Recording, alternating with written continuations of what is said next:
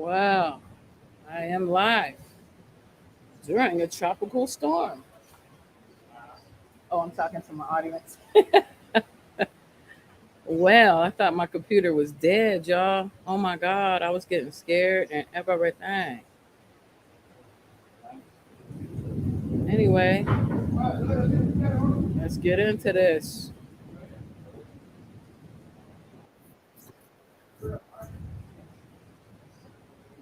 All right, so let's get into it. So, the first thing I'm going to chat about today is current events. It's all current events, everybody. So, woo-wee.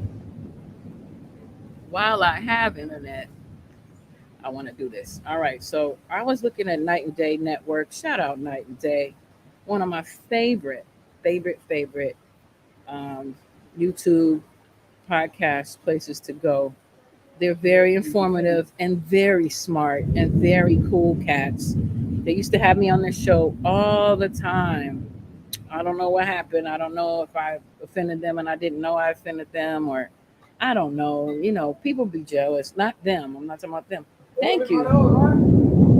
But others, like some of their supporters, you know what I mean? Like they would come over to my channel and then go back over to their channel. And I don't know, you know how messy folks can be. The only thing I could imagine is one time when I was showing something from Night and Day Network, you know, um, they started these new pills, called Z Tech or something. What up, Timmy Tam? And I'm live from Costa Rica. You got to say it like that. I could only imagine because I stopped the video on that because I never heard of that product. Like I know there, no shade to any of their product. I love all of their products. I haven't used all their products. I've only used a couple of things, and those are things that I was like, yeah, I didn't feel right just promoting that right then because I wasn't familiar with it. I had never even seen them promote it before at that point. So, right, stuff that don't even have R's in it. Costa Rica. That triggers certain parts of your brain, by the way. Anyway, shout out to Night and Day Network. I still got mad love for them. I think it's a coincidence that that same week that they decided to block me, though, Jaguar Wright was back in the mix. So, I don't know how that might have gone, because she got issues, whatever. Not my problem. Moving on. This is from Night and Day Network. So their highlights are Terry Crews, porn addict, ruins his family. Again, we continuing this series of Negroes with degenerate behaviors that's ruining families. And Michael K. Williams, yet another actor who had died of fentanyl overdose. Yet again, what is that? Degenerate behavior. Um, I'm not trying to judge it. I'm just saying how we need to do better as a people. That's really it. You know what I'm saying? Because brothers always want to blame women for everything. And I'm just saying, hey, if y'all really focus on y'all and really focus on the other brothers and telling them to motivate them to do better, women will do the same. All right, let's check it. Yeah, It's cut with everything. I mean, I don't think it was intentional. It's that fatty, man. It's a yeah. fatty epidemic, man. I think it's being slipped into the population intentionally I think it is too. as a weapon. But Yeah, anyways, yeah, yeah, that fatty is all. Yeah, that fatty is crazy out here. Y'all already know. I mean, it's not just happening to the yeah, the stars, confetti. man, but Yep. y'all see it all over the neighborhood. If you from the inner cities, you definitely know it's all over the neighborhoods. Not just the inner city though, the suburb. It's everywhere though. It's everywhere. I Facts. can't even say just and y'all just seeing it coming in on the JP Morgan shit. They had tons of that coming in on you know what I'm saying? I still have to do a podcast on that. I mean, it got so deep, yo. Like when I was researching that, I just couldn't even. I haven't even had time or energy to really tap into this whole fentanyl thing. But basically, it's being admitted that it's in China. You know what I mean? I mean, China brought fentanyl to America. No, I'm not. I mean, I'm not on official retreat, Tamara. I'm just like, let me show y'all. Tamara, is it Tamara Blue or Tamara? I think it's Tamara. I love you. I haven't said your name out loud in a long time. No, I'm not with Sonia Marie or any of the sisters. I'm with my daughter. We just, she picked this place. I was gonna take all of the kids and everybody to Hawaii, but instead the kids picked Legoland. She picked Costa Rica, an adult resort. So Tamara, I knew that. I knew that. I miss you. Actually, I haven't hung out with you in a long time. Tam, Tamara, I knew that. But for those who don't know, go check Tamara Blue out. She's on the Def Poetry Jam right here on YouTube. And check her out. She's one of my artsy, talented friends. I love my artsy, talented homies. Beautiful sister. But we ain't hung out in a minute. Hey, let me ask you something while you're on here, Tamara. I really want to know because I hit up Shafiq Hussein about this too. Is it just a coincidence that Pharrell has a choir called Voices of Fucking Fire? Because I really thought it was interesting that my people in LA have a choir called Voices of Creation, okay, and then Pharrell blonde hair ass pop off with Voices of Fucking Fire. I didn't think that was by coincidence. You know how they be biting all the talented underground people, and I just thought I'd call it out. So I was gonna do a whole podcast just on biters, just on industry biters who bite the West Coast. They always come to the West, bite our fucking skills and talent, and then don't give us our props. Yup, Pharrell Williams, shame on you for that. You know what I'm saying? You should have just hired Voices of Creation. They're dope. Okay. Talented crew right in LA, Pharrell Williams. You could have just called them up. You know Shafiq Hussein. I'm pretty sure you've met him before. You could have just been like, hey, Shafiq, why don't we just hire your crew? Shout out to all the girls and guys from Voices of Creation out of Los Angeles because they the OGs of that choir thing, by the way.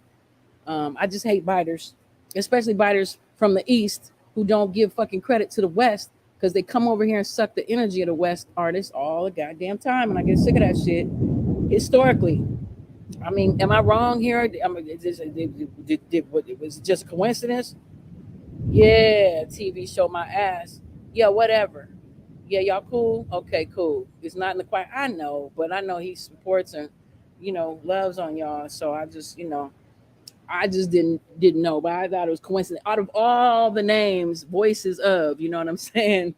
I just, thought that was interesting. And then when I looked up when Voices of Fire came around, it was after Voices of Creation. So I don't know, maybe it's just crazy ass winky dink. And then all of a sudden, joy, joy, joy. Is that too messy? Is that too messy? Okay. Yeah, I know Shafiq's not in the choir. I just, I just, I ride for the homies, even if I don't hang out with y'all, you know what I'm saying, like that too much no more because we are families and got our own lives and shit. I can't stand when the East Coast bites the West and not giving the props. But anyway, historically, by the way. Anywho, back to Michael K. Williams, drug dealer the guy who sold the dope to Michael K. Williams got 2 years in jail, 2.5 years, and he gave that dope to a lot of people. Let's see what Night and Day is saying though. I'm not gonna stay on this too long. There's other stuff we got to talk about.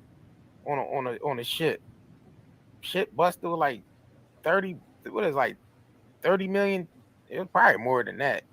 But they throw those numbers out there. Yeah, it's crazy, man.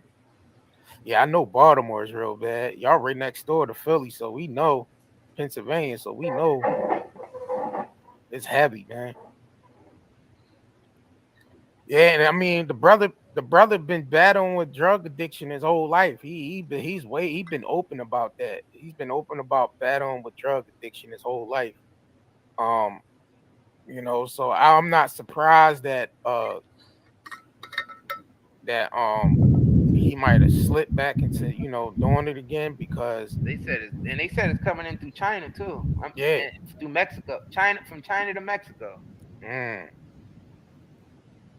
yeah. That's what they saying. That's So what I'm they saying I saying it's gotta coming do a from. whole podcast on that. I mean, I we can't confirm or deny that, Nah, but I nah. wouldn't put it past them. Yeah, he's been open about his addiction that he had coming through it, like on and off. You know what I'm saying? It's basically his whole life. But he was also an advocate for drug users and stuff, like trying to help actual help drug. Yeah, that was a challenge for the brother for a long time. Let's keep moving. Let's move on. What's next in the news? Him better, growing up with 6 years between them, but their birthdays just a day apart. They shared secrets and, of course, a lot of laughs and supported each other's careers. Hey, Shells. That's what he says. Hey, Shells.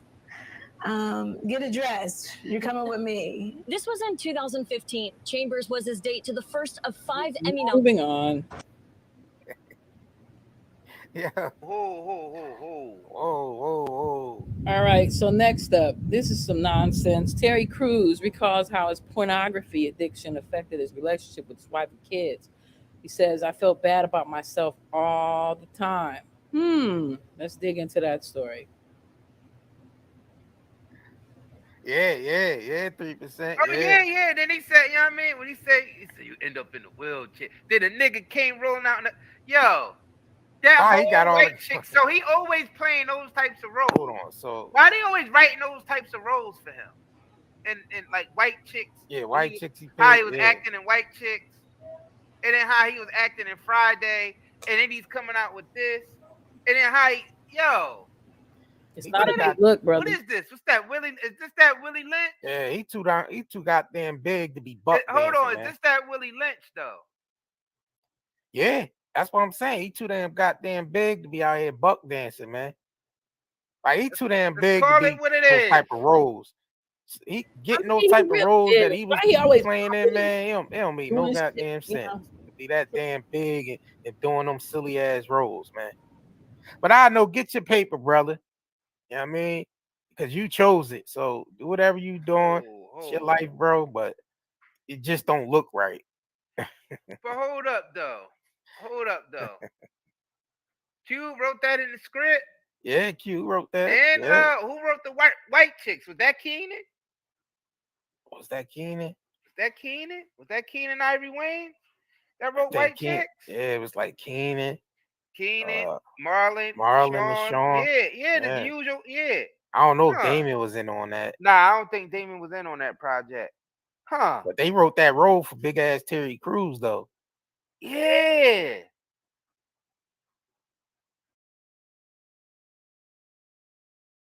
But then again, remember Terry, what's up, Powerful Impress?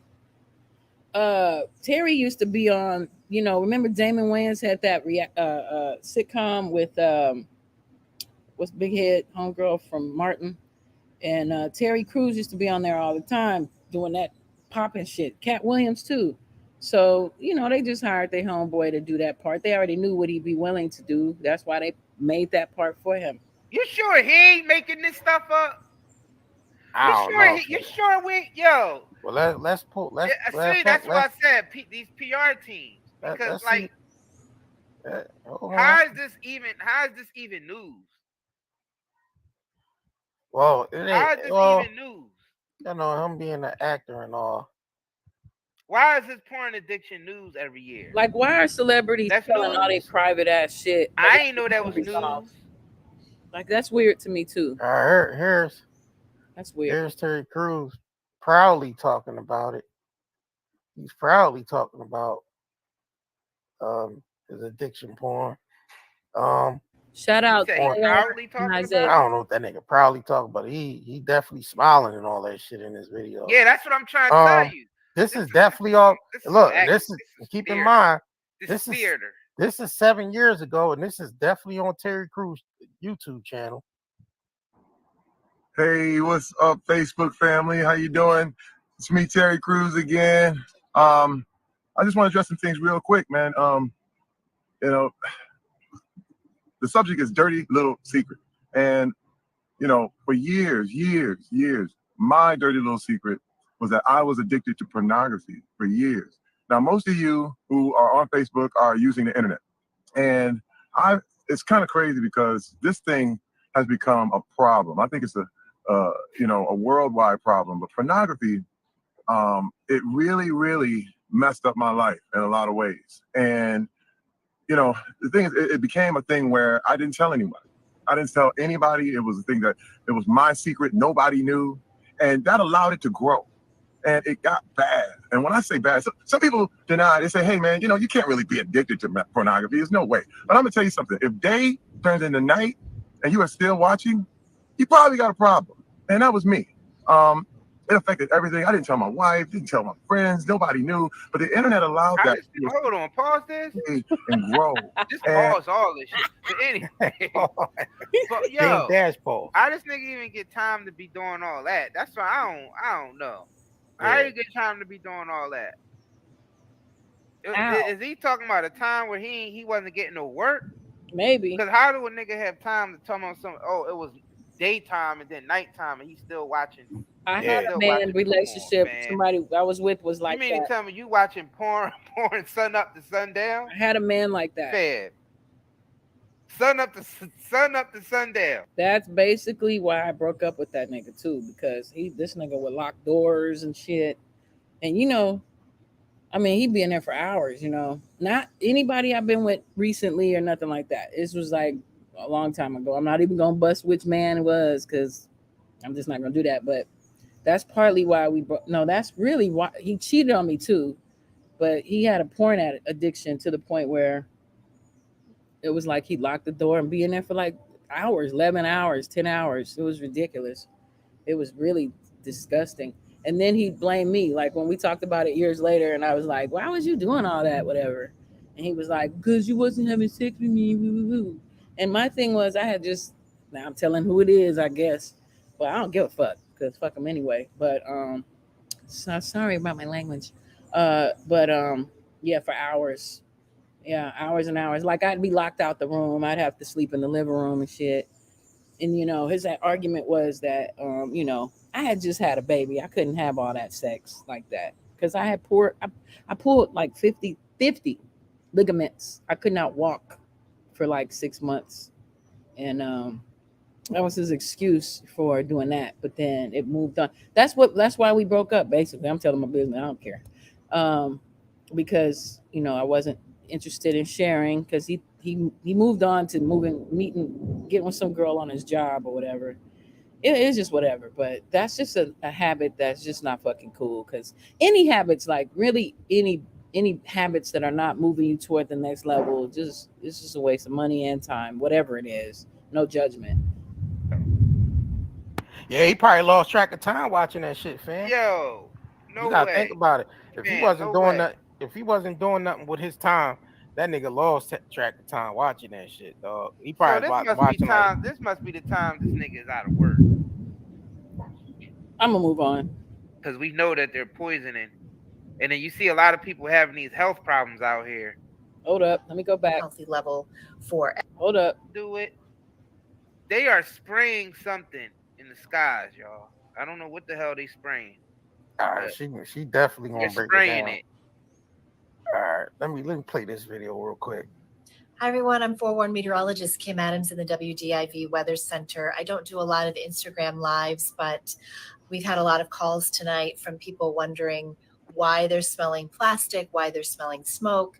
That's because... Keep in mind, she said smelling plastic. Yeah, I'm saying plastic. Yeah, I'm smelling. Yeah, exactly. Of those Canadian wildfires. So what you're seeing outside here in Metro Detroit is not fog, it's not clouds, it is actually smoke. And that smoke has caused unhealthy air quality. In fact, it's 10:30 now on Tuesday night, and our AQI, which is our air quality index, is at 240. Anything over 100 is considered unhealthy. Over 250, which we're right there, considered hazardous. And not just for people with asthma or respiratory issues. This is a problem for everyone, and you might feel it if you're outside. You know, I know some of you have jobs that require you to work outside, whether you're a roofer, you know, exterior painting, road crews, you know, so many jobs that require you to be outside. Tomorrow is going to be a little tough, and you know, maybe you can protect yourself, wear a mask, or take frequent breaks, because the air quality is at an unhealthy level, not just for people with asthma and respiratory problems, but it's at an unhealthy level for everyone. So all of Southeast Michigan now under an air quality alert until Thursday. And so we'll continue to see conditions improve as we go to the end of the week. But for right now, we are seeing unhealthy air quality across Metro Detroit. Again, it's 10:30 now on Tuesday night. Coming up tonight at 11, just in about 30 minutes from now, we'll talk about what this air quality is doing to our lungs, and also ways that you can protect yourself and also help the environment at the same time. Yeah, So we'll talk about that coming up here at 30 minutes, but I just wanted to come on and say hello and just mention that air quality alert. Have a good night. Hold on, I ain't done yet. Okay, another real meet, quick, but- real quick, yeah. real quick. Yeah. Fam,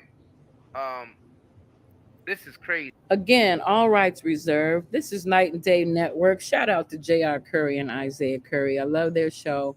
I'm not going to just stick to them. I'm just doing all kinds of current events of what's going on. So, you know, it's kind of like my news, but loose, you know, with my commentary, you're able to comment as well. Matter of fact, I'm going to put the invitation here in the chat for anybody who wants to share information or their opinion about whatever. That's what this was at. We baking, we waking, we libating. I'm not doing any of that, actually. I'm just chilling. Here we go. It should be thousands of people on here because they are really spraying something around 5 a.m. every morning outside. This misty shit that they spraying in the air, and it smells like plastic. Now, are y'all smelling that where y'all at? I know in Las Vegas, like when I get up at like 6:30, 7 in the morning, I'll see planes flying by spraying stuff. I mean, I don't know if they're spraying, to be honest with you. I just know I see a lot of white stuff coming from behind the planes. I don't really know what that is. You know what I'm saying? And they do it damn near every day. All right, here we go. I don't know what they spraying, but I suggest don't spend too much time outside. Right. And get you Because- some goddamn air. I was about to get to that. I posted the Amazon link to our Amazon shop. We opened up our Night and Day Amazon shop, and we have air purifiers on our shop. We And have shower filters Yeah. on our shop. You know, so make sure y'all head over there and get that stuff. We got shower filters on all our showers, and in my house, and we got air purifiers in every Same room. here. Yeah. Every room. You know what I'm saying? Gotta move to We it. got air because we know that they're poisoning, and then you see a lot of people having these health problems out here. I don't know what the hell is going on, but I don't trust it, and I just say don't expose yourself to it more than you have to. Period. And where all the wear your mask alert at now? They was doing a lot of that wear your mask shit during the pandemic, but when people really need masks, they don't even mention that shit on the media. See that shit they be playing with? Yeah, They it be should be playing thousands with of people yeah, here listening. they be to playing this, with the public, man. People ain't. So we got another brother, meteorologist. Let him break this shit down, man. Let him break it Let's down. check this out. Brother speak on it as well. He actually bring up graphs and all that shit. Hold on, y'all. I don't know why this shit stopped playing, but hold on. Let me do this real quick. Yeah. I know what the end game to this is. Mm-hmm. I don't even know if I want to get into that on YouTube. Yeah, we might have to go on Rumble. But on Rumble for that. Yeah, on Rumble for that. Facts. All right, hold on, y'all. I'm trying to get that because I don't know, for some reason that John wasn't playing. Let me see what I can do here. All right, hold on, y'all. Yeah, because the brother actually brought up the little graph joint. And you can actually go to air quality, I think it's airquality.com or airquad.com or something like that. I'll make sure y'all give y'all the right website and y'all can put y'all. We've had a couple of these due to the Canadian wildfire smoke. So with this live, I just want to break down first off why it's here. Why is it stuck? How come it hasn't left yet? We'll talk about that. Break down the air quality alert and what makes this one different. In fact, I just did I've been in the TV business for about 15 years. That's not a long time, but it's the first time I've ever had to do one for air quality. We have the highest level of alert right here in Metro Detroit, in the Detroit area. We're very high or hazardous as far as just the particulate matter in the air. So it's really bad to breathe in, whether you are in the sensitive category, which would be very young children, the elderly, pregnant women, or not. And Who it's I one hear of those from things Detroit? where you can go out, you can deal with it, you can breathe it in, but the effects down the road, and that's usually what people don't think about, is what you should be concerned with. So at this rate, you want to just protect your lungs. If you can, avoid it. And if you got to go outside, hopefully you can grab one of those N95 masks. If you still have some left over from the pandemic, if they haven't expired, grab them. This is about protecting your lungs at this rate. And this is unusual, all right? Which is really what we're trying to protect ourselves against. It'll remove that and it'll protect you from the air outside. Now, I see a lot of jokes and memes on social media. Now, if you know you haven't cleaned your cabin filter in your car in a long time, it's probably not going to do that very efficiently. So only you would know that. Okay, I'm done with that. Done with that. This discussion, Let's keep they going. had to pay it. I'm done with that. I think I've been streaming for the last decade or so. Okay, thanks, Night and Day Network. Appreciate you. Moving on. Let's get rid of that. Oh my God, I want to show y'all this. I was getting a little boring right there. Okay, here we go. No shade to the family. Just moving on. All right, so look, I don't know if you can see because it stopped storming now, but there's you probably can't see it. But on the ocean, you see that white stuff? The guys just told me that what'd you call that white stuff? Sediment, I guess. I don't know. It's coming from the rivers. All the rivers go to the ocean. Wait, hold up. And that's that white stuff. So it all goes to the ocean and then it like cleanses the rivers. Oh my goodness. Let me see. Can't really see it, but if you see any white stuff, that's the ocean. You can't see it. Let me stop. Anyway, it's absolutely gorgeous. It's just, I walked through the rain. I was taking good deep breaths, prayers and meditations, because this is all super spiritual and beautiful. So, hey, so there's Diego. I'm not showing Diego unless you want to be seen. It's Diego. He's been a great host. And everybody here has been very cool. Very, very cool. Hey there. The chef just came. Ooh, it's almost dinner time. Yeah. Anyway, let's move on to current events. So I just wanted to jump in to get some stuff going on Instagram because, there's been a lot going on and I just thought I'd tap in. So let's just tap in to Instagram. I tried to save some stuff for us. Let's see. Ooh, was this that fight? Yeah, Monica, the singer, she jumped into a.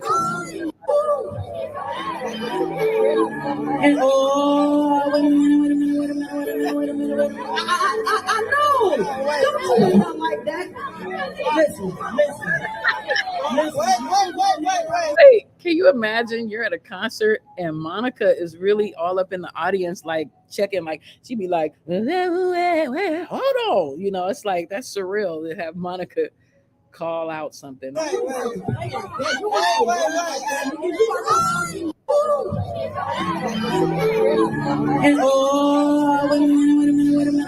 a minute. I know. Don't do nothing like that. Listen. That shit's hilarious. It's not really hilarious. It's stupid. And that's where we are right now. We're looking like little sillies. We really are.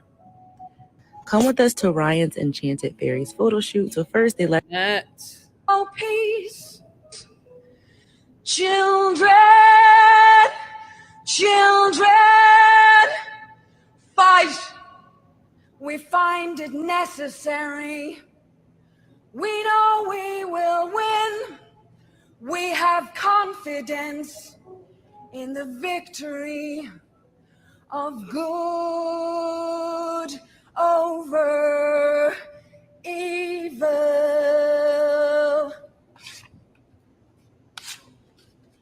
Fight the real enemy. Damn. Oh, peace. Damn.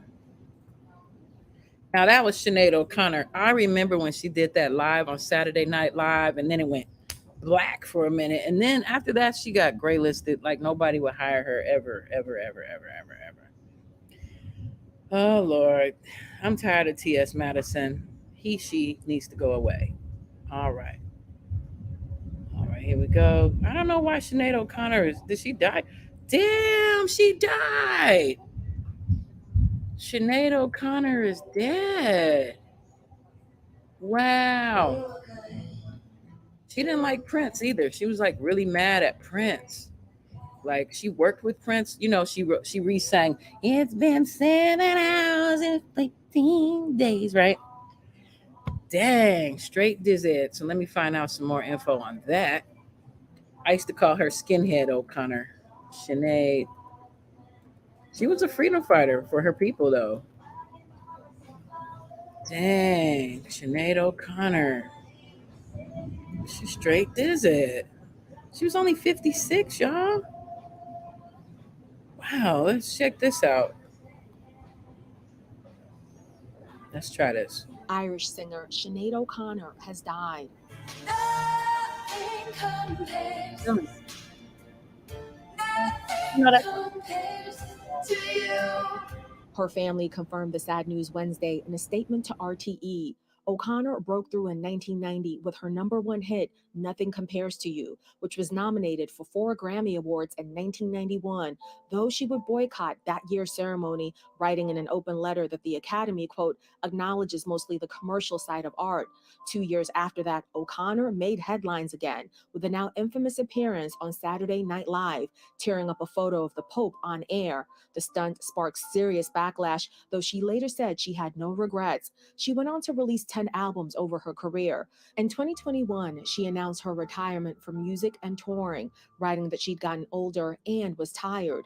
But days later, she reversed course, saying in part, "I love my job." And in spite of her complicated success, O'Connor's life was marred by tragedy and mental health struggles. In 2020, she announced she'd entered rehab. Then 2 years later, in January of 2022, she revealed her 17-year-old son, Shane, had died. Sinead O'Conner was 56 years old.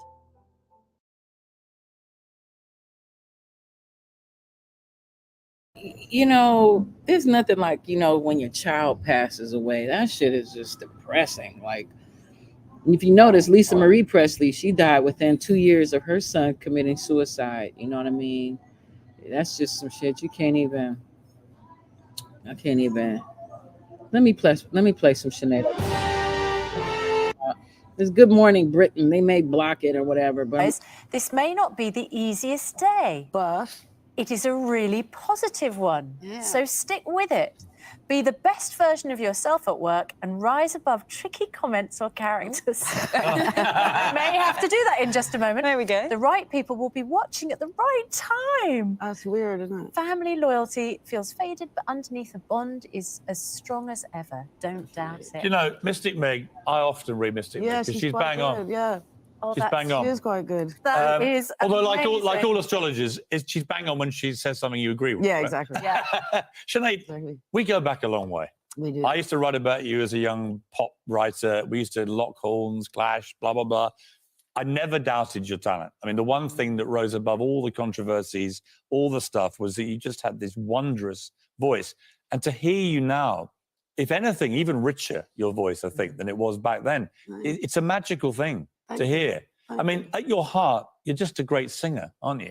Yeah, I think I was very young. I wasn't ready for the type of success, in inverted commas, that happened. Do you know what I mean? I wasn't really setting out to be a pop star, so I didn't really fit the mold. I was more of a punk, actually. Yeah.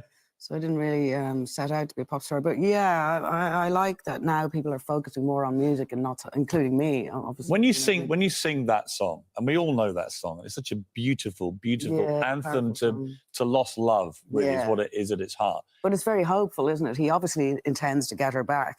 Yes. He's getting her back because she's coming home after that. What does it make you feel when you sing it? I love it. I always think of my mother when I sing it. People have all kind of associations with this song. People broke up, people got married, someone died, someone was born, whatever. For me, it's about my mother. That my mother died when I was very young in a car crash when I was about 18. So I always get to spend time with my mother when I'm singing that song. Really? So I close my eyes and think of my mother. It's the only time I get to spend with my mother. Yeah.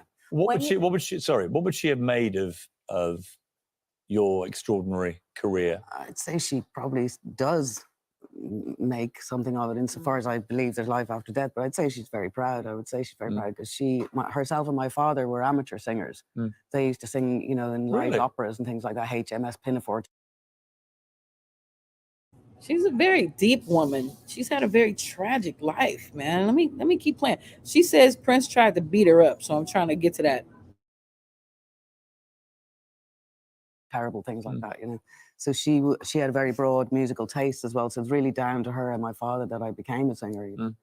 So they're both pretty proud. When you've gone through life and you've had relationships, broken relationships, heartache, and so on, do you then also think of that song? I mean, is it something that all encompasses life? I'm kind of glad when a relationship breaks up. I more go for the one of what's the one? Was it what's that band called? She's Gone Now and I'm Having a Great Time. It's brilliant. Yeah. I remember it now. It's like so. It's actually everything compares to you, and I'm out of here. Is that exactly. That's a revised I'm version. out all day, all night, all night, up all day. Prince wrote that song. Yeah. Did you ever actually meet Prince? We did meet once, but we didn't get on very well. We tried to beat each other up. Really? We didn't get on too well. You tried to beat each other up? Well, it was more he tried to beat me up and I was defending myself. But no. Why? Because hang on, that doesn't sound like a joke. That sounds serious. Oh, it's not a joke. No, it's not a joke at all. It was a very frightening experience, actually. But where was this?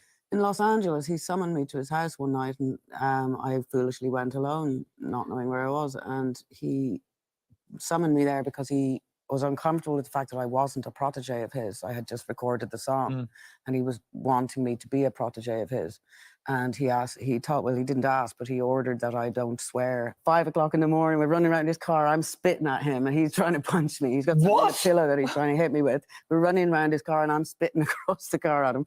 Then I had to go ring someone's doorbell, which my father always told me to do if I got in a situation like that. You know, so he was into some pretty dark drugs. How did it end? You know? With me ringing the doorbell at his house, and he left. Did you ever see or hear from him again? No, I didn't. He had the problem was that my manager at the time, Steve Farnolli, who then died some years later, had been Prince's manager, and they were suing each other. So I think I got caught up somehow in the. What an extraordinary story! I know, it's incredible. I'm not the only woman that he had to go at. There are plenty of women out there if they're prepared to come out and he's dead and admit that he had one of the girls in his band was in hospital with broken ribs for a very long time. I know other girls have gone out with him that, you know.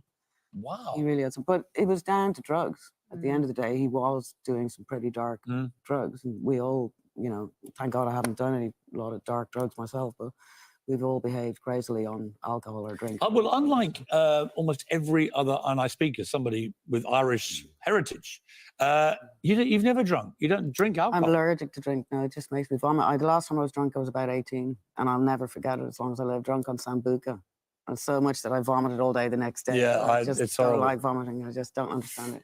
I had that with ouzo once. Oh, couldn't drink ouzo for. Horrible. I don't think I've had ouzo since. It's horrible. A Greek holiday. I'm still tripping off. She said, okay, I'm not surprised because, you know, if you ever really analyze Purple Rain, you could tell Prince has a bad attitude. You can tell.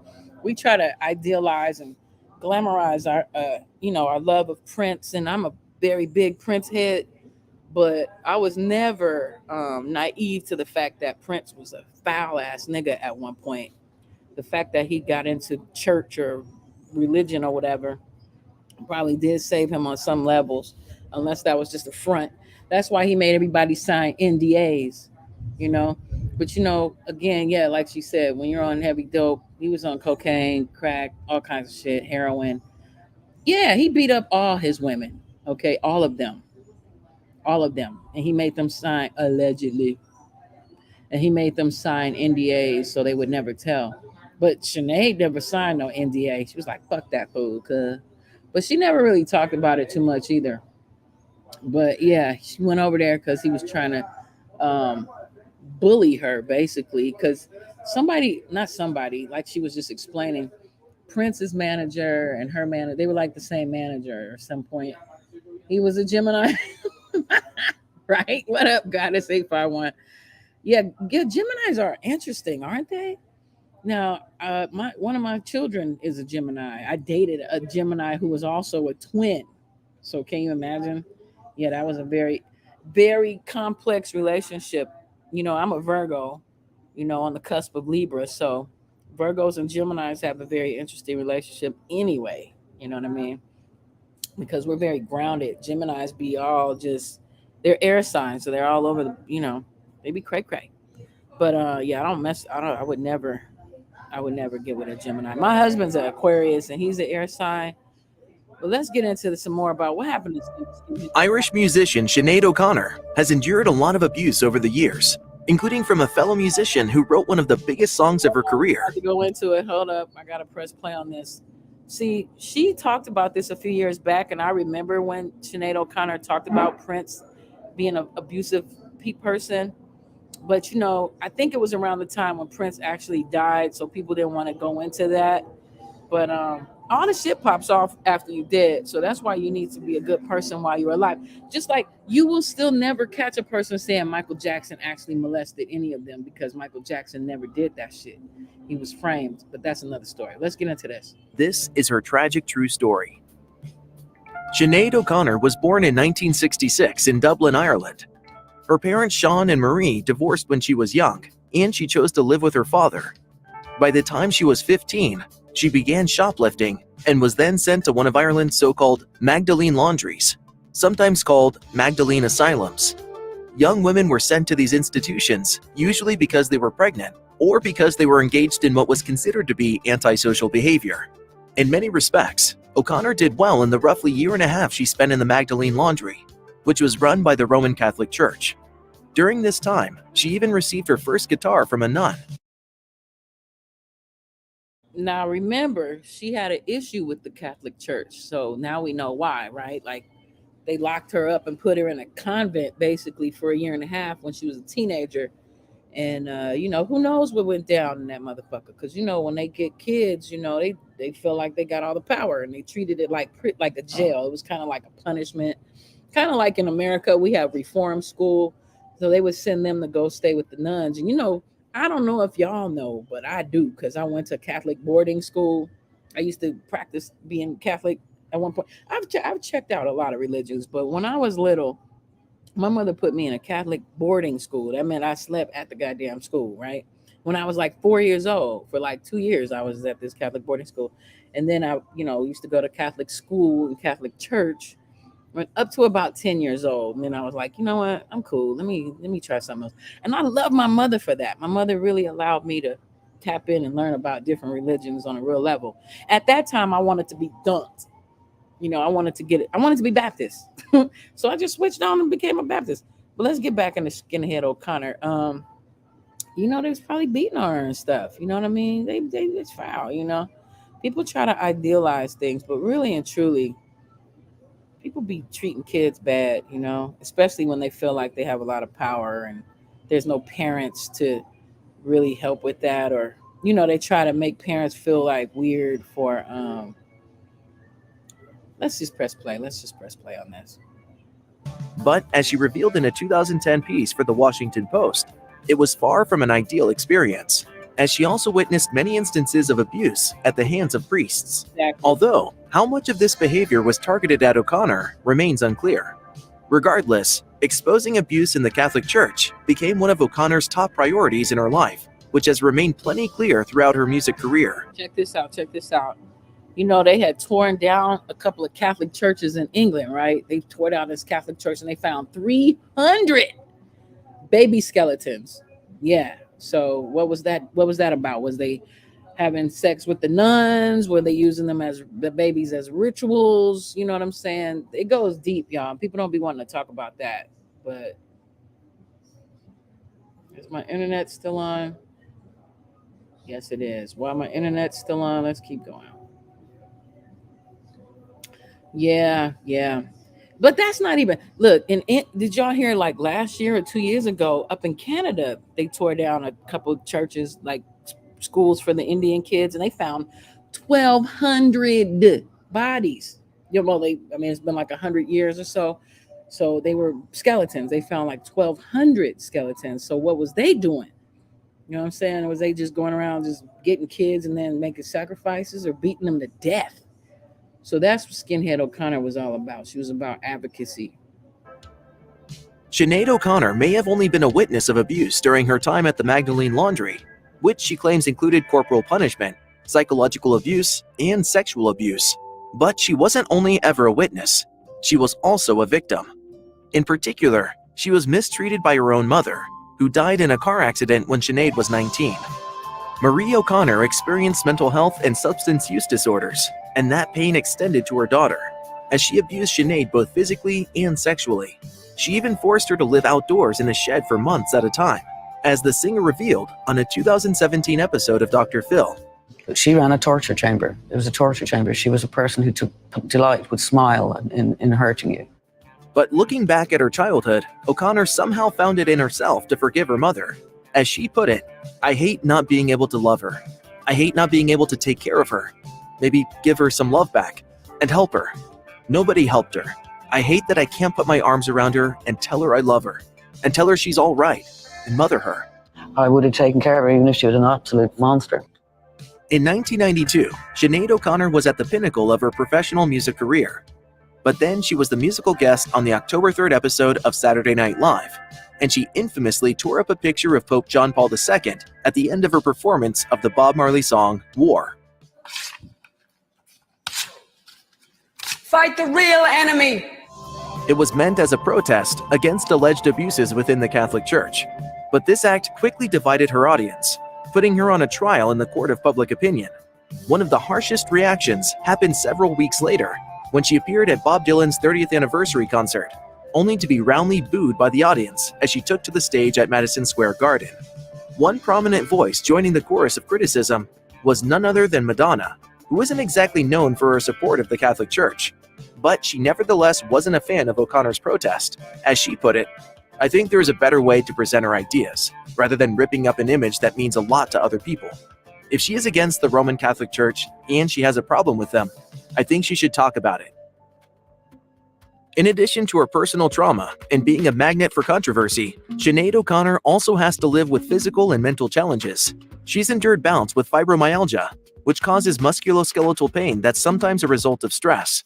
She's also experienced bipolar disorder, which is characterized by dramatic peaks and valleys of hypomania and depression. After briefly retiring from music, O'Conner talked with Heart magazine about her fibromyalgia, which she called a chronic fatigue illness that painfully affects her muscles. As she explained, "When you get something like that, it's a gift actually, because you have to reassess your life.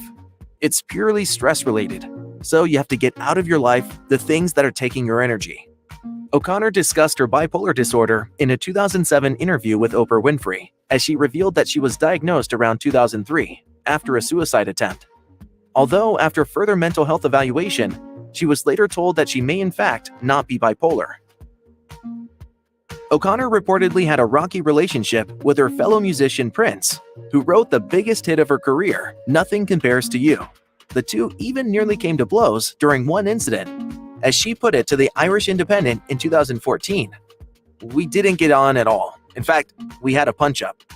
She also called Prince a devil worshiper in her 2021 memoir, Rememberings. As she put it, "I believe he was involved in devil business because an old girlfriend of his told me he had the power to make move around the room."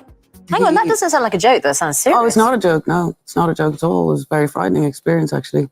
From a difficult childhood to professional trouble stemming from her outspoken beliefs, the road thus far has clearly not been easy for Sinead O'Conner. She still occasionally makes headlines, like when she announced that she was planning on legally changing her name to Shahada Sadakat after converting to Islam, though she still performs with her birth name. No matter what name she goes by, we hope she'll continue. Hold up, that was a lot to unpack right there. That was a lot to unpack. So some of the stuff I already knew. I already knew about Prince and all that. And, you know, Prince really did a whole 180 in his life. I don't know. I know we like to glamorize and we don't you better not say nothing about Prince. But let's keep it a buck. You know that nigga was whack. He was abusive to women. He did dope. And he did practice Satanism, as a lot of people do in that industry. Okay, there's a difference. There's Luciferians, and then there's Satanists, and then there's Kabbalists, and then there's Wiccans, and then there's all kinds of groups of people that practice different things under that Hollywood land. And then I told y'all about the anal rituals. They have to have your anus. I don't know what that's about. And then it gets levels and children. And it's just a lot. Allegedly. I don't know. I ain't never seen none of that. So, but she had a rough life. Sinead O'Connor just had a rough life. And, she was never clicking into that Hollywood stuff. She got the Hollywood money. She tapped in, she dip out. And then she named herself Shahada. Woo! She took the Shahada. She became a Muslim. Yeah, she had a very sad and tragic life to me.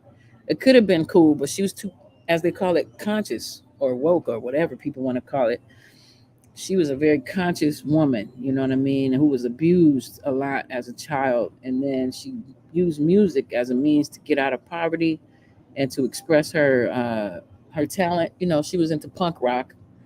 And I always just thought she was a physically beautiful woman. Like I always thought she was a very intelligent soldier. Like I always looked at Skinhead O'Connor like a soldier and stuff. You know what I mean? Yeah, powerful empress. She had a tragic life. I think these NDAs that all of these Sheila E's and all of them sign. I think one day all that shit's gonna, because they're getting paid. Don't play. Like I still believe they're on payroll just to keep their mouth shut and just be like, yeah, Prince was amazing. But really, he was going around taking advantage of women and stuff for a long time. Let's keep on this though. To recover from all that she's lived through, deliver new music to the world, and continue to share her important perspective for many years to come. If you or anyone you know is having suicidal thoughts, please call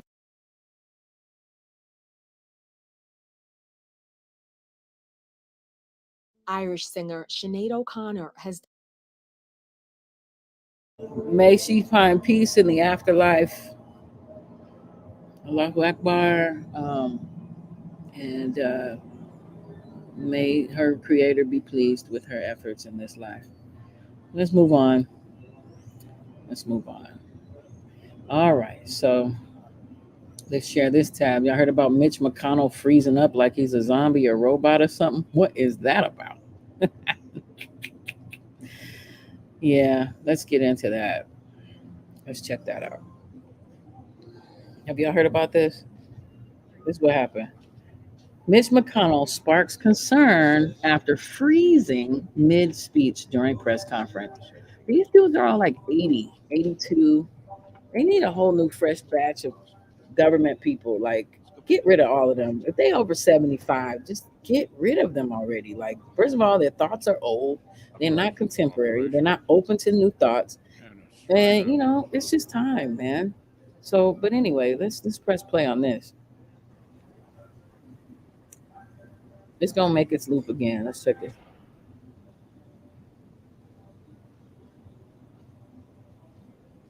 This nigga.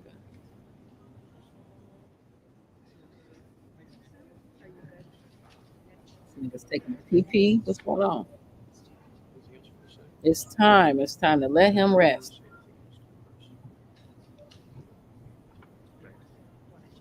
Retire already. Everybody in that building right there needs to bounce. Bipartisan cooperation and a string of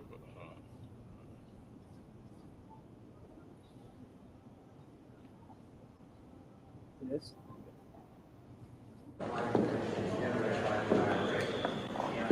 It's time. It's over. It's over. It's over.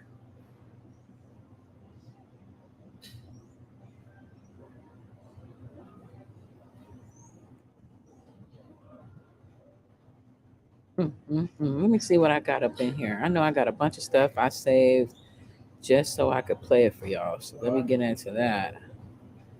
Let me scroll up my internet. I should have brought my mouse. Something told me to bring my gosh darn mouse. I swear.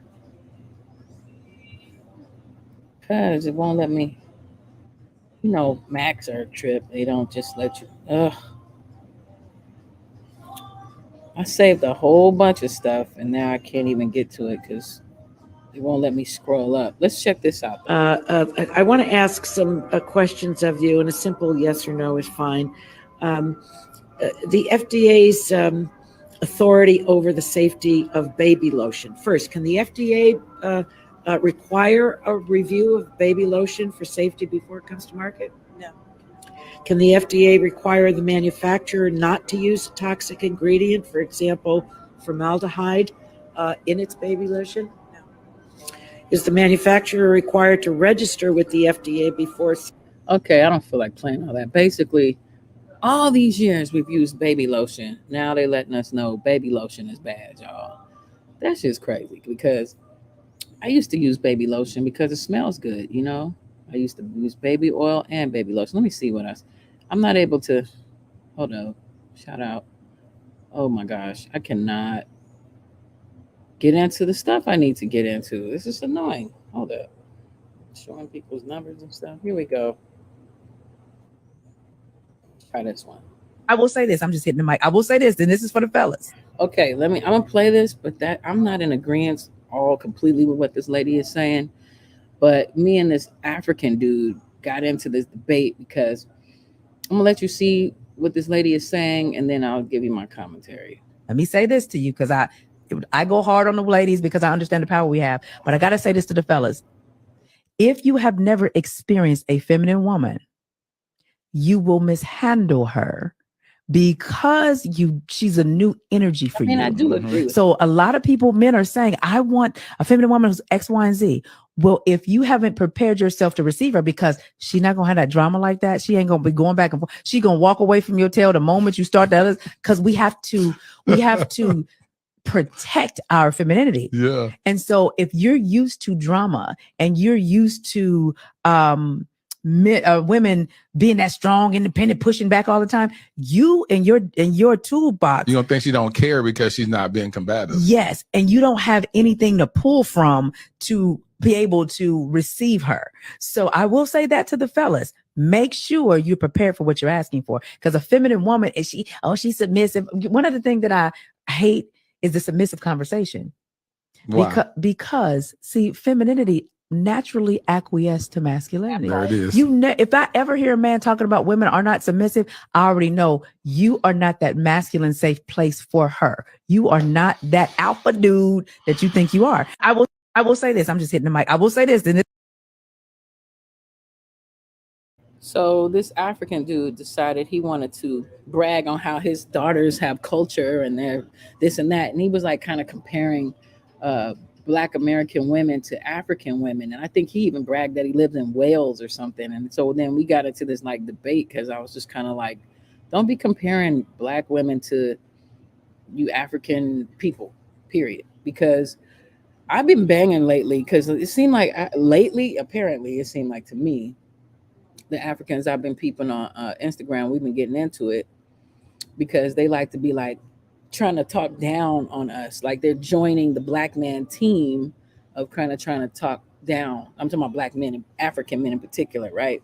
Or British Africans or whatever they call themselves. And then he tried to slam like, you guys don't even know what tribe you're from. He was like, get at me when you know what tribe you're from. He said that shit, right? So then I've been banging back on these African people or whatever country they're from, and saying, don't brag about the fact that you know what tribe you're from. Y'all the ones that sold us out, period. And then none of y'all reach back to American Black people trying to be on some unity. Like y'all should be reaching to us because y'all the ones that sold our people out. And then I wrote that y'all was colonized in your own goddamn country. You know what I mean? So don't come at me like we, less than y'all or something like that. Because that's how he was kind of coming. When he said that you don't even know what tribe you're from and all that shit. Talking about I live in Wales. It's like, nigga, you sold your old people out, moving to England. Trying to be on some other shit. So don't come at me. So that's why I wanted to share that one because that triggered a debate. All right, let's go here. The body of Barack Obama's chef found in a pond, y'all, near the former president's Martha's Vineyard home. So from what I learned, it was 8 feet of water. This dude was like 6'3", and he was on a paddle boat. And they've shown video of this dude swimming before, like in a pool. Like, how to swim. So how did he end up dead? I don't know. I'm not tapping too deep on that. It's just news. I'm just sharing. The President Obama and his wife were not present at the property allegedly when this happened. So let's keep moving. All right, moving on. Hold up. I just turned down. saved a lot of stuff on my team. You turned down a $9 million movie role in 2021 because you wouldn't take the COVID vaccine being mandated in Hollywood at the time. Any regrets? It's a lot of money. Not at all. Not one regret. You know my thought when I heard that story? You must be even richer than I think you are. You know, your health is worth more than all the money in the world. To me, it was an experimental drug, and they had no time to really see the long-term effects. It's kind of like the war machine. You know, if you make the bullets and the Band-Aids, you're gonna always want to be in war. Yeah, okay. I'm not really pleased with Ice Cube like that, to be honest with you, because he still needs to give my husband that apology. I believe either put him on or apologize or something, because Ice Cube didn't do right business with my husband, Volume 10. He just didn't. But anyway, here we go. In the 1950s, when the Army and the CIA released 4 million mosquitoes per day in Florida near a black housing development. What were they testing? What were they trying to test? Well, they were trying to test whether transmitting certain ailments by mosquito might be an effective way of performing bioterrorism abroad.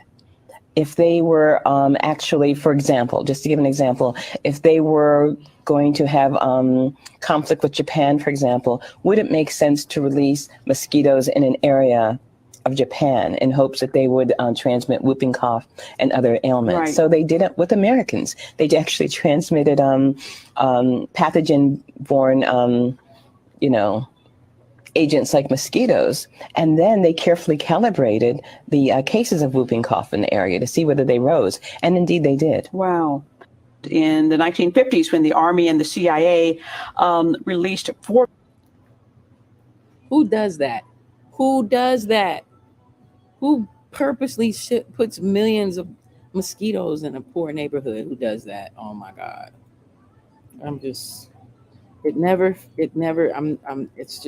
It's just freaking amazing, y'all. Hold up, I'm trying to scroll this thing up. Now, I was really happy to see that Snoop shared this. I know y'all might have seen this, but I'm just gonna share it and then give some commentary. Streaming got to get their shit together, because I don't understand how the fuck you get paid off of that shit. I mean, can somebody explain to me how you can get 1 billion streams and not get $1 million? That shit don't make sense to me. Like, I don't know who the fuck running the streaming industry, if you in here or not. But nigga, you need to give us some information on how the fuck to track this money down. Because 1 + 1 ain't adding up to 2. And I have to say it, because that's the main gripe with a lot of us artists, is that we do major numbers with streams and this shit, but it don't add up to the money. Like, what the fuck is the money? When I first came out, my records would sell based off of physical. If you sold 1 million copies, that means it's $9.99, $9 million, you get this percentage, that's what it is. So if I sell how many streams, how much money do I get? It's not being translated, and it's not working for the artist right now. And I just want to speak to that in the music industry. Like, that's fucked up.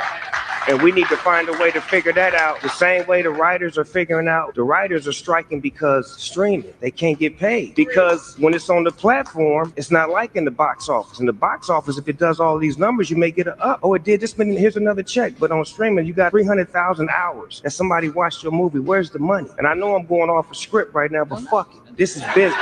You know what I'm saying? This is a room full of business people, and somebody may hear this and be able to do something about it, so that way the next artist don't have to struggle or cry or try to figure out how to get to his money. Because some of these artists are streaming millions and millions and millions and millions of fucking streams, and they don't got no millions of dollars in their pocket. So I just wanted to say that. Yeah. Streaming got it. I appreciate that, Snoop, because I am an artist and I have had a 1 cent check. 1 cent check. And I know at this point, if you've watched my show before, you've heard me talk about, when Coolio hit 1 billion streams, y'all. 1 billion streams. Like, how long would it take us to even count to 1 billion? That brother probably got between a 10 and some bull. Again, my husband, Spotify, Volume 10, Pistol Grip Pump. I think this made like 1.5 million streams on Spotify. And that check was literally like, I'm telling my business, but it was like $1,500. And that it don't matter what artist, like Snoop is saying, like it don't matter if you're a motherfucking, unless you're Beyonce, right? You Snoop, everybody is getting them $1,200 checks. That's what India Arie was talking about. But they quickly switched India Arie from talking about to talking about Joe Rogan using the N-word. Y'all remember that? Like they quickly distracted us with some other BS.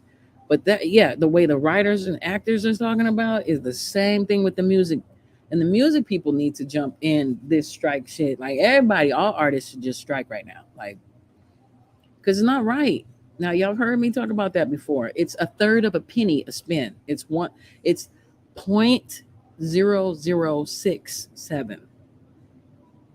Okay. And y'all have heard me. I'm going to put it in visual so you can see what I'm talking about. For those who remember fractions from 6th grade or 5th grade, let me show you what that looks like. It looks like that. Okay. And I'm going to show you again. The first zero is in the tenths place. Okay. The second zero is in the hundredths place. The 6 is in the thousandths place. Because, once it's the decimal, it's not the ones place, it's the tenths place. I know this because I've taught math. But yeah, when there's a decimal, it starts with the tenths. It don't start with the ones. But anyway, that's what all artists are getting. Unless you, Jay-Z is paying the most. This is how much Jay-Z is paying people. Because we all get paid from Jay-Z too. This is how much people, that's 0.0075. So Jay-Z pay slightly more. He pay a 0.007. Okay, that's what Jay-Z is doing for the artist with his distribution. But that ain't Izzle, that ain't Ish. Okay, that's nothing. But it don't matter who you are. It doesn't matter who you are. This is what you're getting. There's nobody getting more than that. Like if Michael Jackson was alive, he might be getting more than that. But really, that's Snoop, Dre, all of them people. Everybody is getting the same 0.0067, and they struggling, and that's why. And nobody listened to the artists. Nobody listened to the actors. Nobody listened until it started hitting the big time people, like the artists, the actors who've been doing series and stuff. They're starting to feel it now because all their savings is drying up. But us extras, we always got ripped off in the first place. You know what I mean? And I know some people say, well, you chose to be in that industry and you chose this and you chose that. But this streaming stuff, it's probably been around a good, 17, 15 years or something like that. But really the last 10, 15, like 10, 12 solid years, right? And they didn't really know, actors and musicians didn't really know how it was going to affect them until now, because these bank accounts are getting dry. They're not getting work because, again, if you listen to that one girl from High School Musical, forget her name, she said, first it was the corona because they wasn't getting no jobs. They didn't really feel it, until corona happened and Hollywood basically shut down. You know what I mean? And then they're running out savings. They can't get health insurance. And then you make too much to get Medicaid. You can't get like government help with your health insurance. And that's a big issue for a lot of artists too, a lot of actors and stuff. And they ain't speaking on it, but it's also the fact that, during Corona and even after Corona, a lot of artists weren't allowed to do commercials or TV shows or anything unless they, got the slibby slabby slab, You know what I'm talking about. I know this because I was looking for work. I was trying to get work and I couldn't get no work. And then one of my good friends, all he got was work because he did the, he got all the commercials. He cleaned up because a lot of artists weren't willing to do it, but he was, and he got all the work. I'm not mad at it. But $2 checks, $20 checks, everybody's feeling it, so the musicians need to jump on board. I don't know why they're not. I don't know why it's just India Arie who spoke on it. I mean, Coolio kind of made a joke about it, when I showed that video on my shorts where he's showing he made 1 billion views on YouTube and he got a $10,000 check. That's just disrespectful. It's just disrespectful. It's like they don't But see, that's why they really been pushing that AI. You know what I mean? And they experimented by bringing out that R. Kelly song. Remember that a few months ago? And R. Kelly was like, "That don't look like McDonald's." He was like, "I didn't sing that," you know. And then Drake got upset, and then they played this whole little Rihanna Beyonce mix. Now they got this, they got this munch mix between Michael Jackson and little redhead booty out girl. I forget her name. You thought it was Feeling You? Yeah, that girl, Ice Spice or whatever. So I don't know what's gonna happen next, y'all. But the industry people are really comfortable because they know that they can just use AI and they always can tap into reruns. Like, you know, what I mean, they ain't got to have artists like, you know. And then I thought this was just so cute. Yeah, I thought it was cute. This is the only Barbie movie I watched. No, we'll go watch Barbie. Open up. Had a lot to say. Girl, your little ugly ass really came to my doorstep with this bullshit. I'm not one of them bitches on Facebook. What's up? I'll be all that. But what's Just hit her. Oh. Yeah. Oh, damn. Keep your head up. Stomp her. Talk about my baby again, bitch. Period. See, that shit's hilarious. I'm sorry. Whoever that brother that did this did a fantastic job with the stop motion. I thought that was pretty dope. All right, so check this out. This is, y'all didn't even know a black man helped invent the iPhone, did y'all? Check this out. Yo, this guy created the iPhone. Now he wants to destroy it. Check this out. Now, Imran was one of 6 on the team to create the original iPhone. His name is literally listed first on the patent for the slide to unlock feature by Apple. And recently at a TED Talk, he unveiled a new device that you don't hold, yet you wear it. Check this out. Hello? Hey, Bethany. How's it going? Good, are you a 10? Yeah, I'm on the red circle right now, actually. Oh, great. Good luck, and don't forget to mention me. Let me show you something. Invisible devices should feel so natural to use that you almost forget about their existence. Les appareils invisibles devraient sembler si naturels à utiliser. Vous oubliez presque leur existence. You'll note that's me and my voice speaking fluent French, using an AI speech model that's part of my own AI. Yo. Okay, so basically that just means if you press this button on your iPhone when you're talking, and if you want to speak in a different language, you could just press the little button and then AI will translate what you're saying in English into whatever language. You know what I mean? What up, Winnie Mays? We just doing current events. Hope all is well. Yeah, I'm in Costa Rica like a mug. And they were having it was a tropical storm, and then it stopped, and now it's doing it again. And I just didn't want to just be in the room. I mean, it's a beautiful room, but you know, I'm just gonna be up here in the I wouldn't even dare I call it a lobby. It's outside, it's gorgeous. Let's keep going. Let's keep going. I swear to God, this Mac. I was gonna bring my mouse too, but I was like, nope. Every ounce counts when you traveling and stuff. When you don't want to be charged extra. Hold up. Oh my gosh. Sorry, folks. Y'all being very, very patient.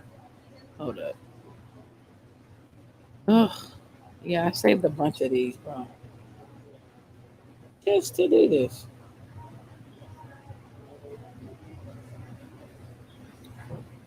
Oh, here we go.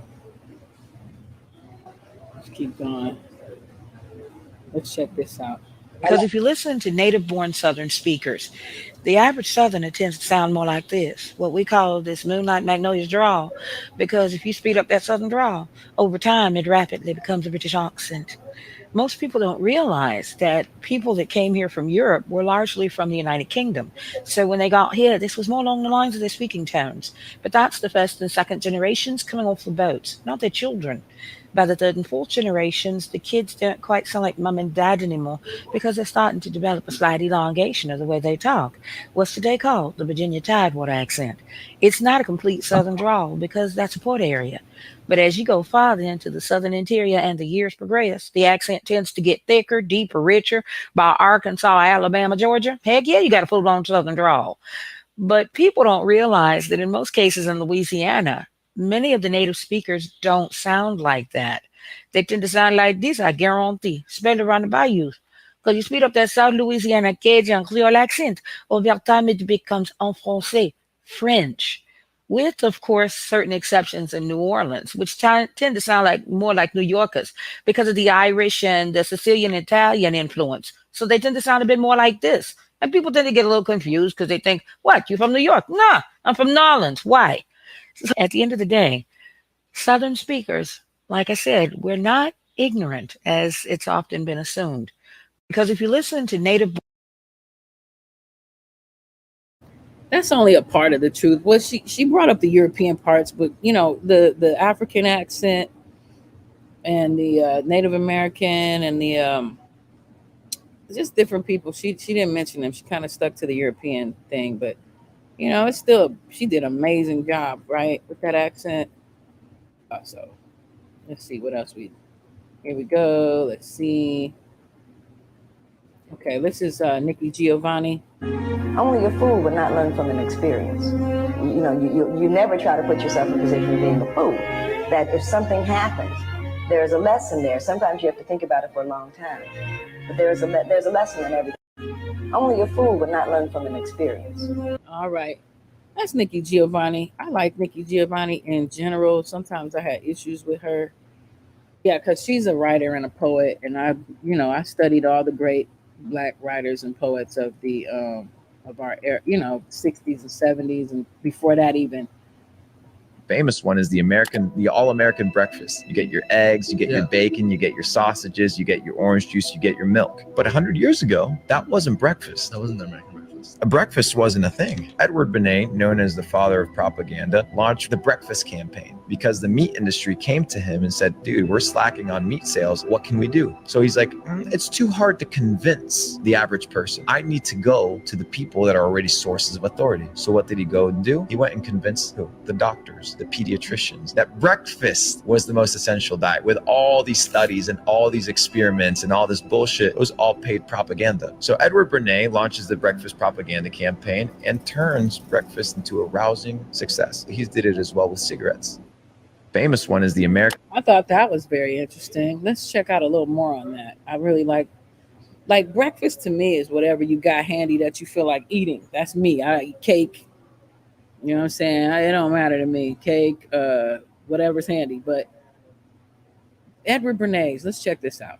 Edward Bernays, the father of public relations and nephew of Sigmund Freud, established the foundation for modern consumerism by utilizing his understanding of human psychology to promote the interests of big business and political elites.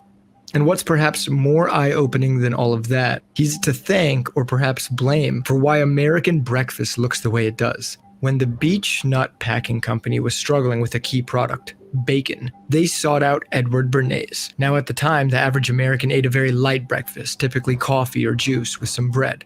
Bernays asked, who actually tells the average American what they should eat, before orchestrating a petition of 4,500 physicians advocating that a heavier breakfast, including eggs and bacon, was more beneficial than a light breakfast.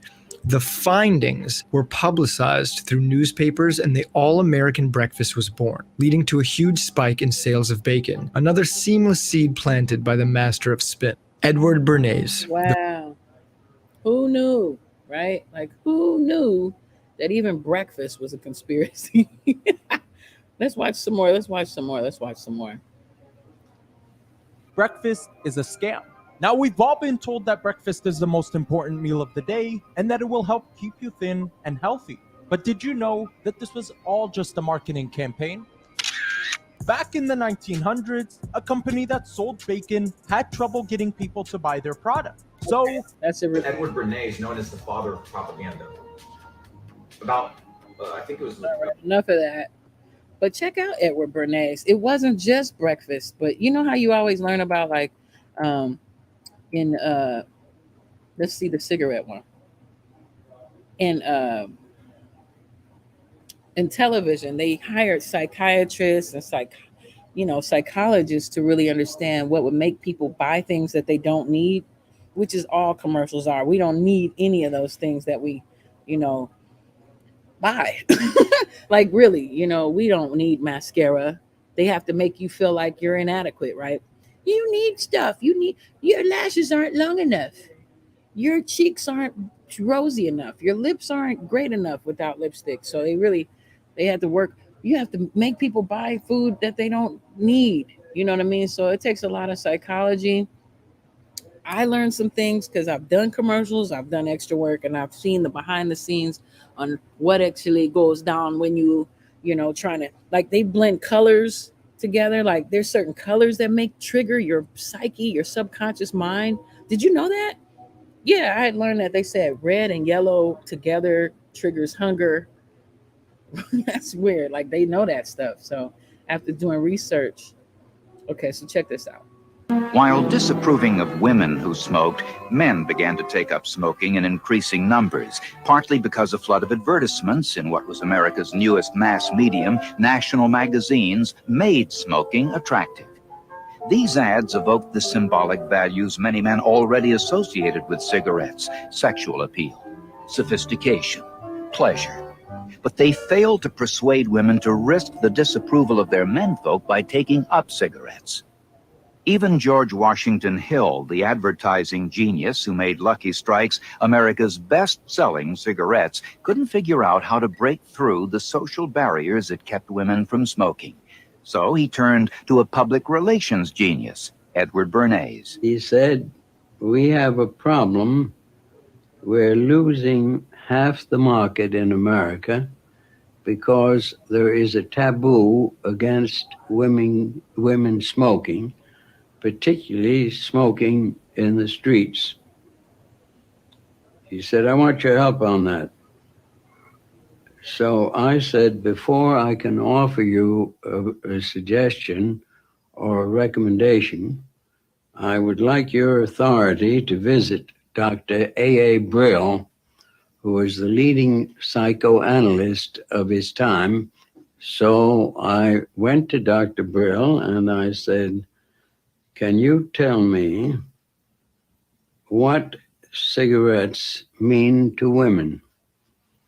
And as quick as that, he said, "Cigarettes to women are torches of freedom that they use to dramatize their objection to the taboo against smoking by men." And then he added as an afterthought, "and they titillate the erogenous zones of the lips." So I left and wondered what to do with that information. And I decided we would get debutantes to light. I had to pause on that. Did y'all catch that? He said that basically it's an oral fixation, as we already know. But he said that it titillates, it triggers the lips. Like these are, lips, nipples, and vagina and penis all have the same skin. You know that, right? So, like I'm eating, I'm not feeling sexually triggered, but cigarettes, and it's shaped like a white penis. And check it. You ever watch those Snickers commercials? No, they don't make cigarettes one color. They make candy bars chocolate, and it got that little vein through it. Y'all ever look at the Snickers? Don't it got that penis vein in it? Am I saying too much? Anyway, let's keep going. Torches of freedom in the Easter parade to protest man's inhumanity to women by the taboo against smoking. Within 6 weeks, smoking became an accepted pattern for women throughout the United States. An ancient prejudice has been removed. Today, legally, politically, and socially, womanhood stands in her true light. American intelligence has cast aside the ancient prejudice that held her to be inferior.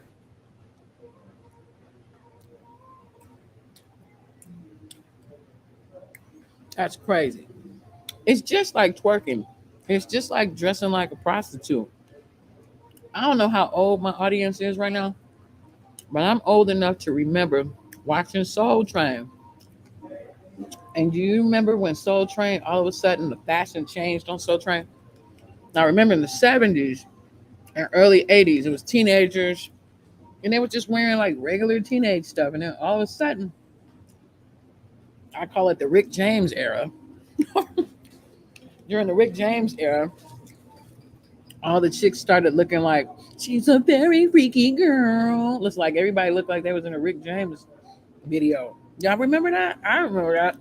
Because my daddy used to watch Soul Train just to look at the ladies, you know, do their little thing, especially a little Asian chick. When I first moved to California when I was like 13, I met her. I was so excited. I met her and I met a couple of other Soul Train chicks. Because I used to go to Hollywood High and, you know, I'd be around the Soul Train, KTLA or whatever station. And we used to be in there because it's in Hollywood. And if you go to the Arby's that was across the street, that is now Netflix. Where they used to do Soul Train, that studio is now Netflix, by the way. But anyway, I saw the little Asian lady with the long hair. Y'all know who I'm talking about. And I was like, oh my God. Anyway, moving on. Let's move on. Anyway, how y'all doing out there? Please don't forget to click like. I hate pushing all that, but it really does help with the algorithms. I am in Punta Arenas, Costa Rica, and I shall be here until Saturday, God willing. And I'm here with my daughter, and I'm enjoying myself. Now, she's not interested in hang gliding or scuba diving. She's not interested in doing none of that. She thought this was going to be like a glam trip. She brought all these cute, fancy clothes. I was like, literally, I brought a backpack full of something because I knew I was going to wear a swimsuit every day and some shorts of some sort. She's having a culture shock. I had a culture shock because of the food. If y'all watched my Instagram, I was damn near crying.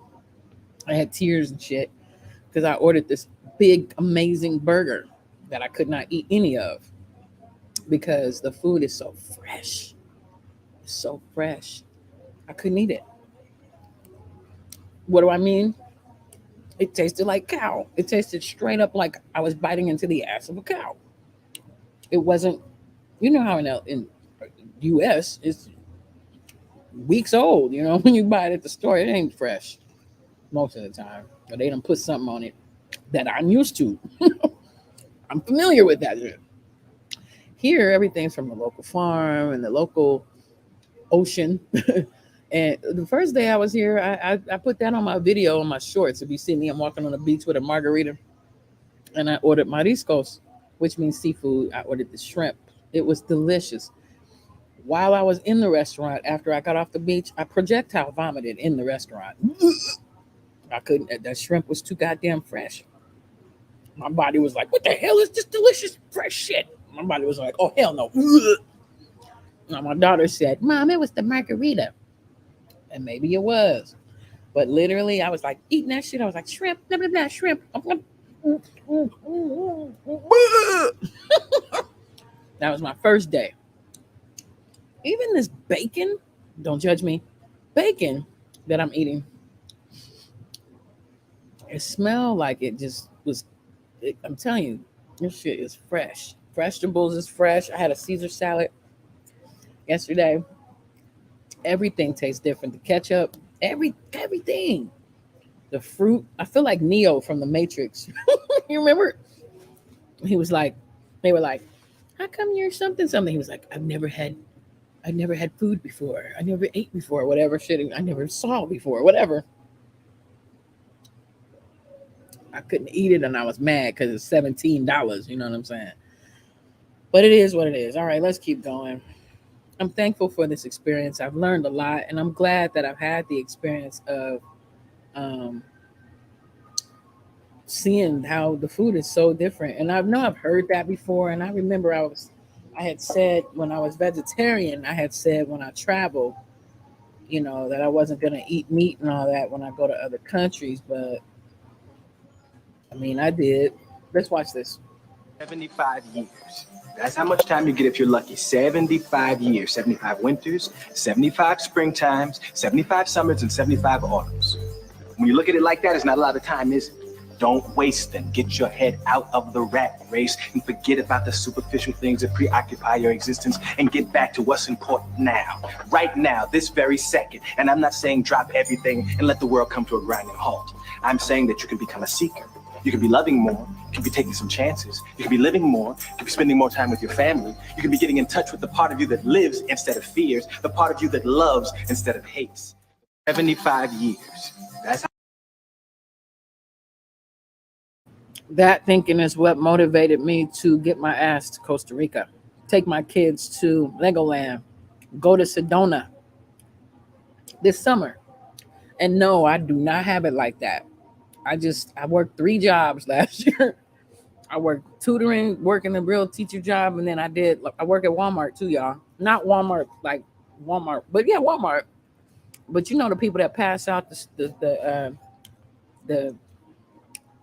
samples, all that. I did all that till I burnt out, and then I had to stop doing that.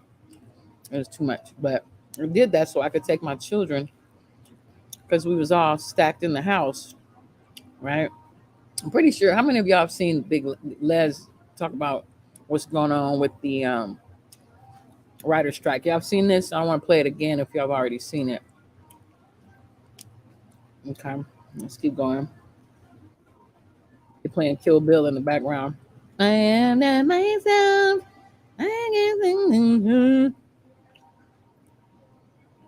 Shout out SZA. I like SZA. Although I don't bump any of her music because it's so, like, I like SZA's vocal tones and I like her music. I'm not seeking it at this time. I did like before she blew up. I liked her music before that. I don't know how to explain that. All right. What is this? Let's see what this is. If you do these 3 things, your life will be way better. So the first thing that I do is there's an old Japanese ritual called the misogi. And the notion around a misogi is you do 1 year-defining thing every year. Something that, like, you can look back on. You probably don't even know what you do 8 days ago, but you sure as hell should be able to say, in 2022, I launched a podcast. I quit smoking. There should be 1 big thing that's going to really define my year. The second thing that I do is something that I call Kevin's rule. Kevin is a friend of mine, blue collar guy, the happiest guy that I know. Kevin and I take our 8-year-old kids to climb Mount Washington in the winter. How often do you do stuff like this? And he lights up. He goes, oh, ever since I graduated college, every other month, do something I normally wouldn't have done. I said, that's unbelievable. He said, yeah. So why do you do it? He said, because if you create 6 mini adventures every year, and you're 40 years old and you live to be 80, that's 240 things that you wouldn't have had in your life, events or mini adventures that you just create. Third thing is I add a winning habit every quarter, 10-minute a day meditation practice. Maybe I'm never going to be late to a meeting. But if you add 4 new habits at the end of 2023, 6 mini adventures and a killer experience, and you repeat that for the rest of your life, you won life if you do that. Again, that's what I'm practicing. I'm practicing that. I'm like, I mean, ever since that Corona popped off, I've been trying to really maximize my life. I've missed so many friends, like so many friends have passed away. And the thing is, you know, when you get so caught in your own life, you don't really pay attention to the fact that you haven't seen the homie in a while, blah, blah, blah. And because I had moved to Louisiana for a while, I didn't get to really see a bunch of my friends in LA for a long time. And then what I really honestly learned is that I've outgrown quite a bit of people I used to hang out with. They're dope. They're good people. I just, you know, I'm really I'm working on maximizing. And some people in your circles may not be able or don't know how to figure out how to maximize. Like what I noticed when I came back to LA and when I go back to LA, because I don't live in LA. I wanted to live in LA. It's just too damn expensive. Is that a lot of people are still stuck in the same whatever. Like if you don't move around, if you don't travel, you have to do that. Like you have to. Otherwise you get stagnant. You know, I remember a good friend of mine, she always used to tell me about the things she was going through. I tell her my shit, she's doing shit. But I'd be like, move, like get out of Long Beach, like get out of there. You know what I'm saying? And she'd always be like, people be afraid to move. You know what I mean? People be afraid to like step out of their comfort zones, but then they're miserable. That goes for relationships, religion, all kinds of stuff. Jobs, you could outgrow jobs. You just outgrow your type of thinking, your frame of thinking. And when you move like to another part of the country or the world, it exponentially grows your brain. Like, Malcolm X used to say a day, I forget, but it's like a day of travel is like a year of education or something like that. And it's really true. You really got to get out of here and stuff. So let's go right back into, now I'm fascinated with this Edward Bernays guy. You know what I'm saying? I'm not trying to watch his whole interview, but it is interesting. The more consciously you know that people are actively programming you, like consciously recognize that, that should help you keep your mind active so you can counter that if need be. Let's check this out. What is he talking about? It's Edward Bernays. Edward L. Bernays, you're the father of public relations. What led you more than 60 years ago to see the need for public relations? I was a member of the United States Committee on Public Information in World War I, and I worked with the committee to make this the war to end all wars, which was Wilson's idea, and the war to make the world safe for democracy, and to popularize throughout the world the 14 points. And I found that ideas were weapons and were even more effective than bullets, because when Woodrow Wilson said freedom of the seas, the Swiss, who had been neutral in the war, recognized that they depended on freedom of the seas and came over to our side. And when one of the 14 points said independence for ethnic entities, various ethnic groups on the Baltic Sea who were owned a part of Russia decided that they wanted to be independent. The Lithuanians, the Lats, and the Estonians. And when I got back from the war, I recognized that ideas could be as important weapons as anything. And first, I called what we did publicity direction.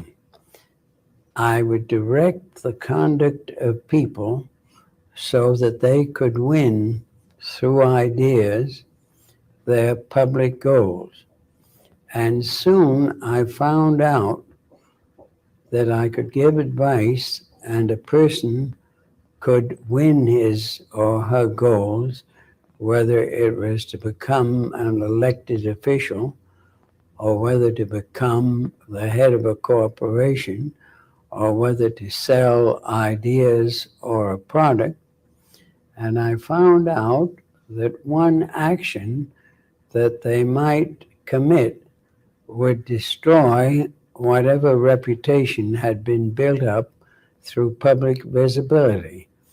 If a politician called somebody a Polak or a chink, as I remember somebody did some years ago, they would lose their place in a democratic society.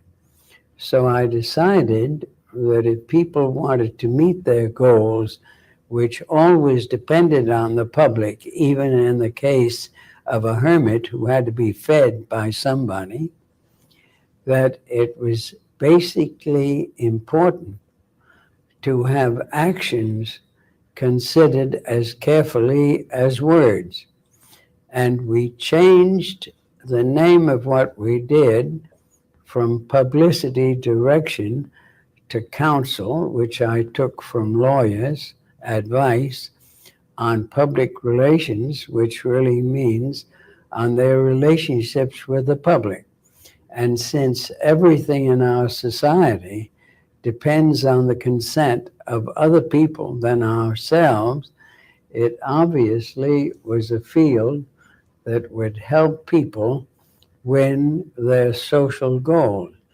And I added the word social because I was not going to do this for the Ku Klux Klan or the Birch Society or Mr. Hitler, who asked me to work with him, or Mr. Somoza of Central America, or Mr. Franco of Spain, because I didn't think they fulfilled a social activity. Well, very soon after we did that, I decided that in order to get recognition for this concept, I should write a book on what it was all about. And I wrote Crystallizing Public Opinion. And then I decided that the only thing that could not be bought in the United States at that time was a university lectureship, because at a university, the thesis is that they will only give professorships or teacherships to people who serve the public interest. And I talked to New York University, and they said they would be glad to have the first lectureship on public relations. So you taught the first course in public relations and wrote the first book. textbook in public relations. Is that concept, engineering of public consent? That's your concept, and that's based on the Thomas Jefferson principle? That in a democratic society like our own, the consent of the public is basic to anyone's meeting his or her social goals. Do you also believe that the consent of the public is basic for corporate goals too? Well, obviously, if it's good for an individual, it's equally good for a corporation, and it's equally good for a hospital, or it's equally good for a child welfare institution, or it's equally good for a mental institution. And one reason why it is so important is that in the United States, every idea that wants to establish itself, whether it's to sell more paper cups that we work with, or to make people more honest or more virtuous, depends on public consent. And so we worked out the engineering of consent, which applies to any social goal, but people who don't have social goals, unfortunately, can also employ it. But we depend upon a democratic public that theoretically and practically wants to be led to where it wants to go, which hopefully is sound, a sound life in every part of the life. This can be applied to anything from a university, to a government department, to a hospital, to a bookstore, or to a furniture manufacturer. I would like to hear some anecdotes that you have to tell about advising United States presidents. All right, so if you want to learn more about Edward Bernay, definitely check him out. He is why people buy what they buy, when they buy, how they buy, because he created that whole shit. All right, I think I'm going to cut this. I might do another one later because somebody, I think it was just Sinead O'Conner died. Click like, y'all. Please share. Hope you enjoyed it. I think I might do one a little later. But definitely, please click like. And, Cash Apps are awesome. If you felt entertained, please, let's be reciprocal about some things. I'm not mad if you don't, but clicking like is free. Oh, yes, clicking like is free. All rights reserved. This video is for educational and informational purposes based on the Copyright Act of 1976. And that's about it. I'm in Costa Rica. All donations are awesome and appreciated. Shout out. This sister sent me a large donation. Oh my God. Thank you, Crystal. Bless you. Thank you so much. Because I did get ripped off at the place where I threw up. Yeah, I gave them American cash and they gave me like coins and shit back. I was like, what's going on?